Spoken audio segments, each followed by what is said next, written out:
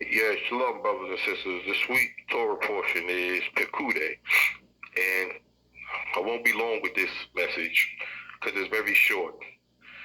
And it was about when the Israelites was in the wilderness. And the Most High said the cloud will be over them. If the cloud moved, the Israelites had to move. If the cloud stopped, then the Israelites had to stop, which teaches us discipline. And this is a very important part of the Torah. That's why I choose not to talk long on it, because I want this to be short and sweet.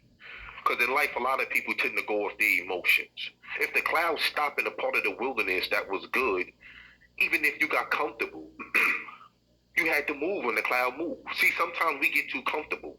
We tend to follow our own emotions, our own actions. But as an Israelite, it clearly tells you that you're supposed to follow the cloud. The cloud move, you move. If the cloud stop, you stop. Even let's say the cloud stopped in the place where it wasn't good. That terrain wasn't that good. You still had to stop and make the best of where you was at. But this is the problem with us. We tend to follow our own emotions, our own attitudes. We follow our own form of thinking. That's why I always tell people, be careful following your heart. It don't come with a GPS system. It can get you lost. That's why in the Torah, the Most High said, wear your fringes so that you remember his laws when your eyes go a-whoring. Because there's people, that is what happened. Our hearts do go a-whoring. We do go astray. You can read the Torah. You can read any book you want. Israelites have always did what they wanted to do. And this portion is very important because we have to follow what the Most High wants us to follow and remove our own personal opinions. Opinions mean nothing when it comes to the Most High. Your opinions, I always tell people, opinions don't change facts. Facts changes opinions. And when the facts change, so should your opinions. If you claiming to be an Israelite, you know what you have to follow. You can't follow your own ways. As the scripture says, there's a way that seemeth right unto man, but the end of is the ways of death. You gotta follow the cloud. If the cloud moves, you gotta move. But that's all about discipline.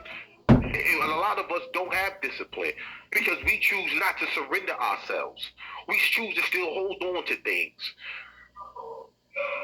Like I said, I won't be long, but I just wanted this lesson. I hope that we all take that in. See, I'm not just I'm a life coach and I'm a motivational speaker, but I'm trying to motivate us to understand that there's going to be times in our lives where there's things that's going to happen that you're not going to like. And you're still going to have to move. There's going to be times and places in your life where you might want something. And the Most High may tell you, yo, you got to keep moving. Nah, you can't be here. You got to leave. There might be that woman you want to be with, and the Most High said, you know you can't deal with non-believers, so you can't. So you got to move on. And there's times in life where you want to go, you want to move on, and the Most High may say you have to stop. But that's all about discipline. You have to discipline yourself. Good is good, but good is not great. I'll sacrifice good for great any day. You got to have discipline. This is why people make New Year's resolutions and don't keep them. Because it's something called present bias. People only do things because at the present time it looks good and feel good. If you know you're trying to lose weight, then put down the sweets. Put down the donuts, the pizza. It's the reason why it's called junk food. Discipline yourself. This is the issues that we have in life. We don't have discipline. If the cloud move, you move. It goes to show that as an Israelite, you don't move off your own spirit.